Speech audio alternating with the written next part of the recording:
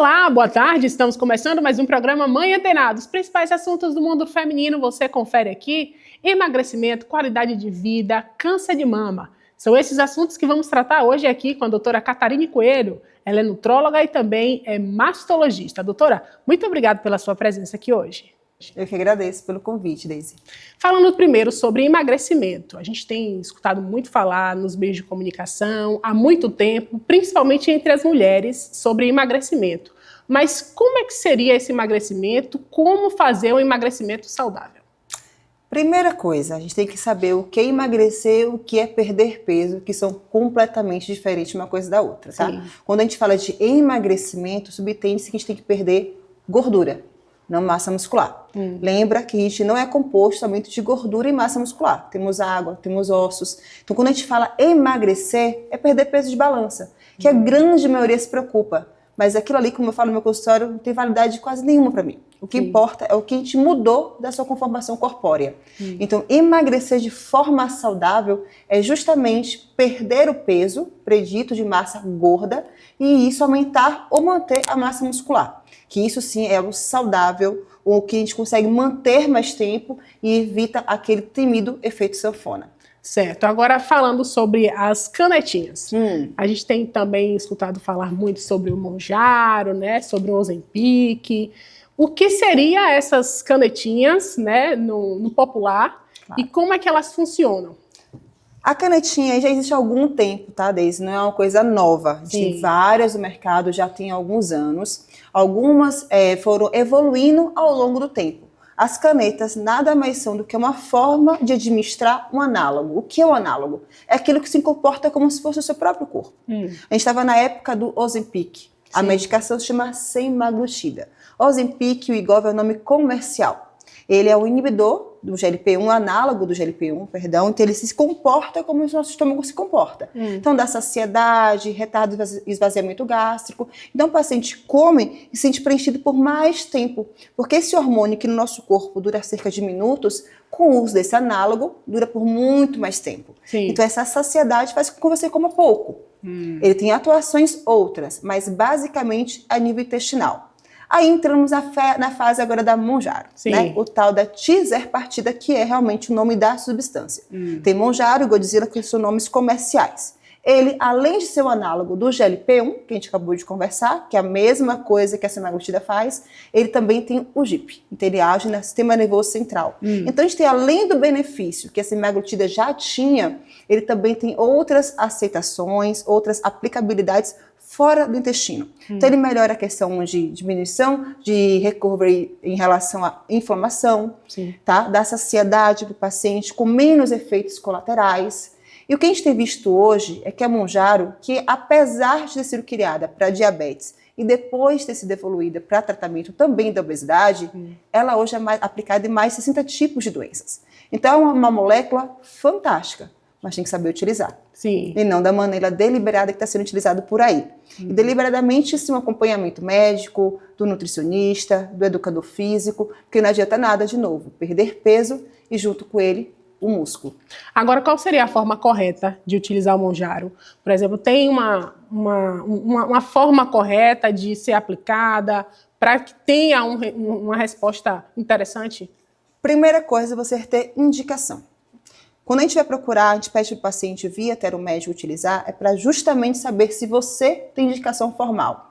Por que você vai utilizar a tizerpartida? Porque se o paciente chega para a gente e fala, eu tenho compulsão, como sem parar, que é aquela comer hedônico, comer porque está sem fome, mas come por comer. Você mastiga que você nem sabe porque você está mastigando aquilo ali. Você come que você nem lembrou que comeu um pacote todo de biscoito assistindo televisão.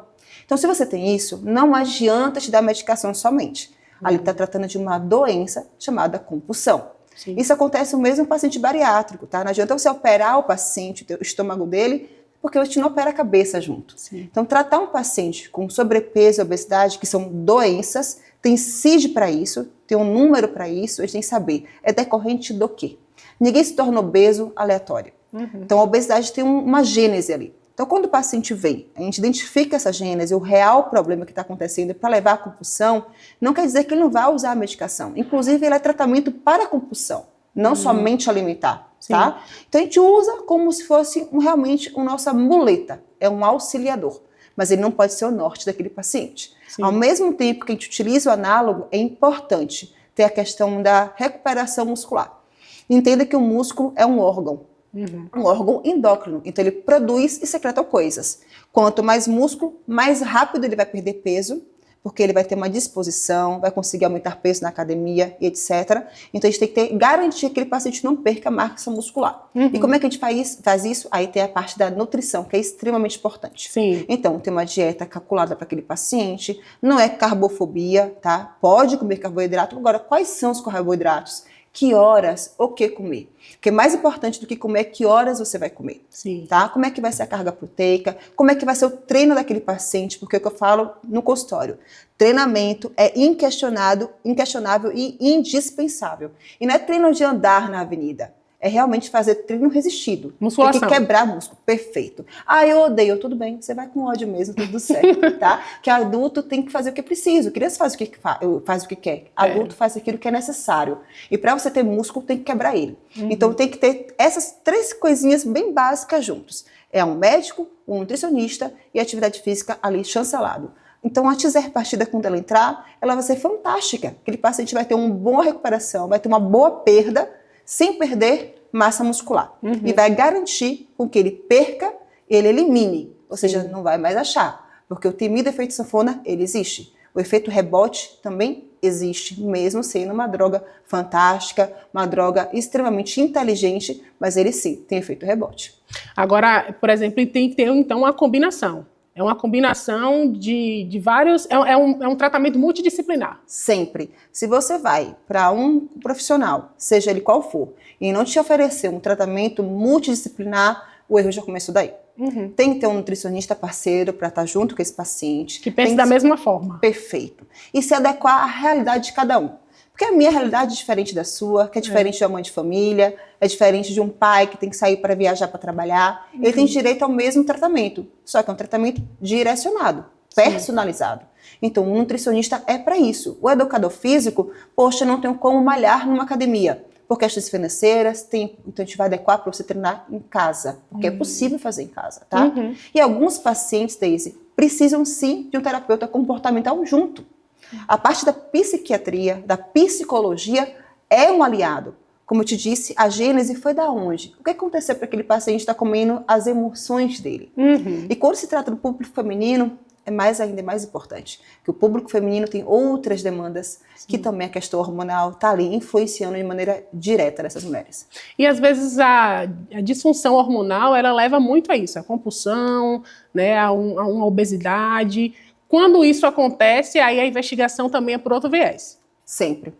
Quando a mulher chega no meu consultório, a grande maioria são 25 mais, aí você acaba não se preocupando tanto porque é jovem. Sim. Mas entenda que a questão hormonal feminina existe desde que a gente nasce, né? Então, hoje em dia, a gente sabe, por exemplo, que o climatério, que é a perimenopausa, tem uma data, 35 anos. 35 anos a mulher começa a ter declínio hormonal. Então, a gente não precisa esperar ela chegar na menopausa, que é a ausência da menstruação durante o ano, para a gente tratar a disfunção ou distorção hormonal que a mulher tenha. Tem que saber o que ela tem ali em conjunto que possa estar dificultando essa mulher perder peso. Porque não é normal, não é natural, não é esperado que a menina jovem tenha dificuldade de perder peso. Então, o que levou ela a ganhar o peso e o que está fazendo com que ela não perca o peso excedido? Então, essa mulher, será que tem uma disfunção hormonal? Seja do órgão tireoide, seja dos ovários, da onde está acontecendo.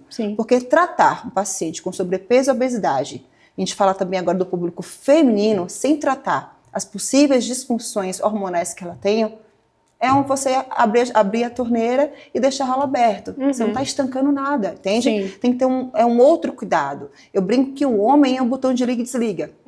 Apesar do homem também com obesidade ter disfunções hormonais por conta da própria obesidade. Mas a mulher é um painel de avião. A mulher tem uma orquestra hormonal que está toda muito interligada para justamente funcionar qualquer terapêutica que a gente instituir nela. Senão realmente é um dinheiro jogado fora também. Investimento de tempo e dinheiro falho.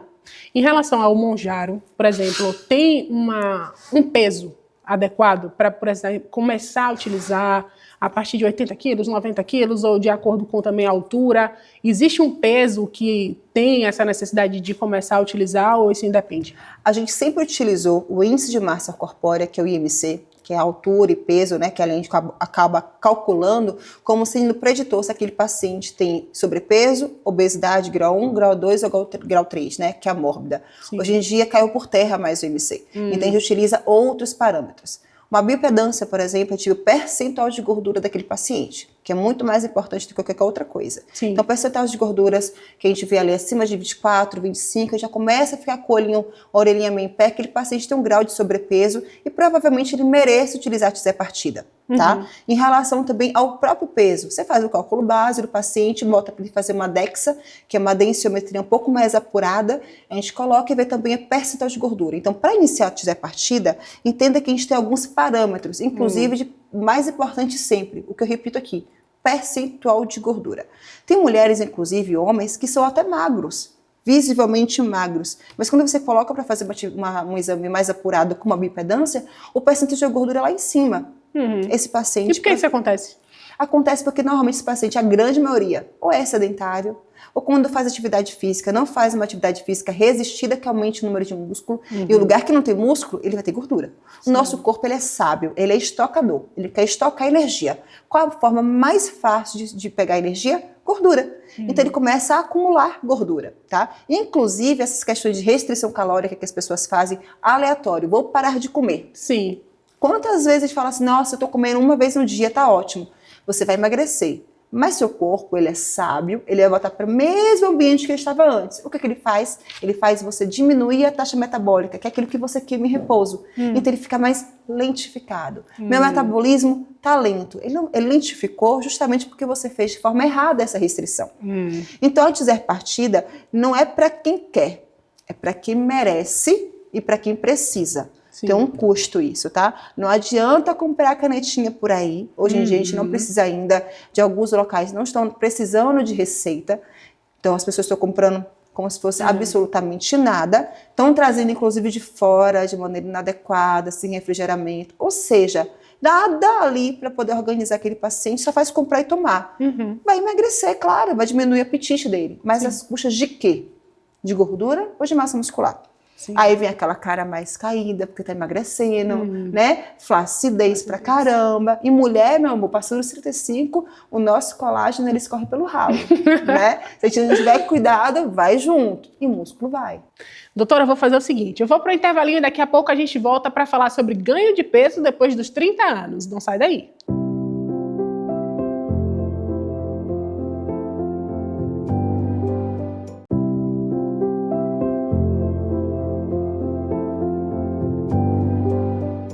Estamos de volta aqui com o nosso programa Mãe Antenada para saber da doutora o seguinte. Passou dos 30 anos, a gente vê, doutora, uma dificuldade de conseguir emagrecer e também um aumento de gordura de forma mais rápida. Por que isso acontece? O que é que acontece no corpo da mulher para que as nossas telespectadoras entendam o que é que acontece no nosso corpo? Hormônio. Nós temos alguns hormônios que são assim os primordiais.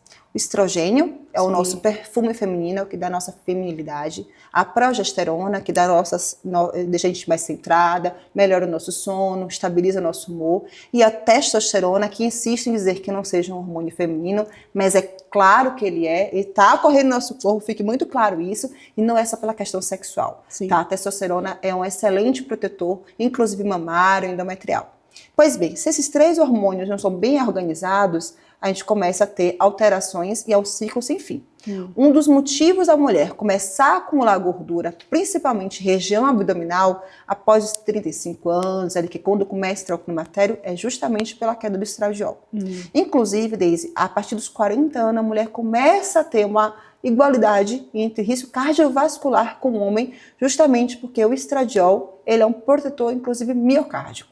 Então, a mulher começa a acumular aquela gordurinha na barriga, em região de culote. E se for mulher, por exemplo, com doenças como lipedema, que é uma doença estrogênio dependente, começa a ficar aquela perna mais gordinha, mais celulite, mais evidente, uma sensação de peso, roxo do nada, a perna que marca, tudo isso por declínio do estradiol. Então, nada mais é por conta da queda do estrogênio, que é um dos primeiros que vão cair e é um dos primeiros que dão essa reverberação em região de gordura abdominal. Isso não é só no abdômen, tá? Quando a gente pega aquela barriguinha, né, incomoda a gente de forma estética, mas dentro dos nossos órgãos é o grande problema. Que a gente começa a acumular gordura na víscera. Dentro do nosso fígado, aí faz aquela gordurinha no fígado, dentro do intestino, no coração, o que aumenta risco cardiovascular, infarto, e também cerebrovascular, que é o AVC. Sim. Então, nessa fase de vida da mulher, devido a esse declínio hormonal, faz você ganhar peso, mas com ele também outros riscos, tá? Inclusive de câncer. É isso que eu agora ia perguntar em relação ao câncer de mama. Entrando nessa parte aí dos 30 anos, essa idade dos 30 anos, essa mistura de hormônio, queda, outros hormônios desequilibrados, qual a chance de um aumento aí de perigo de câncer de mama? Uma mulher já tem risco de câncer de mama só por ser mulher, tá? Isso, o público feminino é o maior fator de risco de câncer de mama. Quando eu já falar dos fatores de risco evitáveis, em primeiro lugar ainda está o tabagismo e em segundo a obesidade. Sim. Ser obeso, não existe obeso saudável. Não existe minhas taxas estão normais. Não existe. Nós não podemos ser médicos de papiro, médicos de papel. Então, todo paciente obeso, ele é sim um paciente submetido a uma inflamação crônica. Ele é um paciente doente. Ele pode ainda não ter reverberação nos seus exames, mas a clínica está ali. É um paciente que do nada está um pouquinho mais cansado, é um paciente que tem a apneia do sono, dorme bem, tá? Então, nunca. Então, uma mulher que já tem um risco de mama por ser mulher, e ela começa a ter alterações hormonais, o que aumenta o risco de câncer por conta disso, aí você vem a doença obesidade, que por conta de processos inflamatórios, alterações hormonais, que a própria célula de gordura acaba alterando a parte hormonal, Sim. ela acaba aromatizando, mudando moléculas nossas mesmo, aumenta o risco de câncer de mama. Então a gente sabe que terapia de reposição hormonal hoje é sabido que não aumenta risco de câncer de mama. Vamos repetir isso sempre, a mulher tem direito de ter reposição hormonal quando bem indicado e quando ela merecer. Agora, obesidade é um fator de risco evitável para câncer de mama e hoje um dos maiores fatores de risco para isso acontecer. Tá? Então, emagrecer não é estética. Sim. Emagrecer é cuidar das mamas também, tá? Porque ao longo dessa vida dessa mulher, ela vai só agregando maiores riscos para câncer de mama. Então, sim, há uma correlação muito estreita entre câncer de mama e obesidade.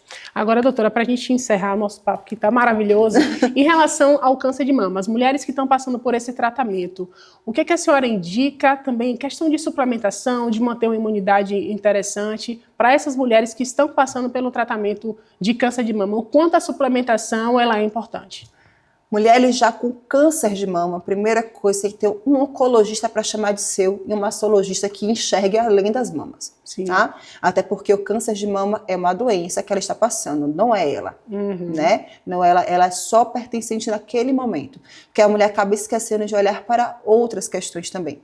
Então, em relação à suplementação, claro, muito bem alinhado com o seu oncologista, a questão do ômega 3, que é um excelente antioxidante, excelente anti-inflamatório, mas tem que ser utilizado junto com o oncologista para saber exatamente a dosagem e qual tipo de ômega 3 que ela vai utilizar. A própria coenzima Q10, que é um antioxidante fantástico para essas mulheres também, tá? O magnésio, que pode ajudar, inclusive, ela, ao sono dela, que essas mulheres têm muita dificuldade para dormir, porque, na verdade, quando a gente vai começar o tratamento dessas mulheres, é como se antecipasse a menopausa dela. A gente faz algumas medicações que fazem com ela entrasse uma menopausa química. Sim. Então, ela tem dificuldade do humor, essas oscilações malucas, dificuldade para dormir, para relaxar, perde massa muscular, aumenta a gordura abdominal. Então, essas mulheres têm que ter uma suplementação muito mais guiada. Então, a mulher dessa não consegue dormir bem. Como é que a gente pode suplementar? Já que a gente não pode usar progesterona naquele momento. Sim. Talvez, então, utilizar um tipo de magnésio. Tem vários tipos hoje, cada um para um sentido. Inclusive o inositol, que é excelente para sono, para relaxamento, que pode auxiliá-la.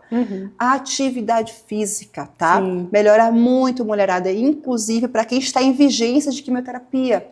Estudos mostram que a mulher tem uma recuperação muscular muito melhor, menos dores, aquelas que fazem atividade física. Então, mesmo no dia que você fez quimio, está um pouquinho mais cansada, tenta pelo menos dar uma caminhada. Isso melhora a metabolização do quimioterápico que ela fez. E, além disso, controla o peso dessa paciente, né? E acompanhamento multidisciplinar. O nutricionista para fazer uma dieta mais hiperproteica, para melhorar músculo, diminuir açúcar. Sim. Açúcar para tratar em tratamento oncológico. é realmente um veneno, a gente tem que evitar, né? A gente não vai parar tudo, nem ceifar tudo de gostoso na nossa vida, mas são escolhas, né? Tudo na vida são realmente escolhas, ainda mais nessa fase tão delicada, faz-se necessário. E também para aquelas que precisam, o terapeuta comportamental, com certeza, faz total diferença, porque não é um tratamento tão rápido, é um tratamento longo, 5, 10, 15 anos, e a gente tem que ter uma cabeça muito boa para lidar com cada fase que ela vai passar, porque são muitas etapas. Doutora, muito obrigada pela sua presença aqui hoje. Foi um prazer receber você aqui no Mãe Antenada. Eu que agradeço pelo convite. Espero ajudar aí homens e mulheres que estão passando por essa fase. E qualquer coisa eu sigo à disposição. Ok. E assim encerramos o nosso programa Mãe Antenada. Os principais assuntos do mundo feminino você confere aqui.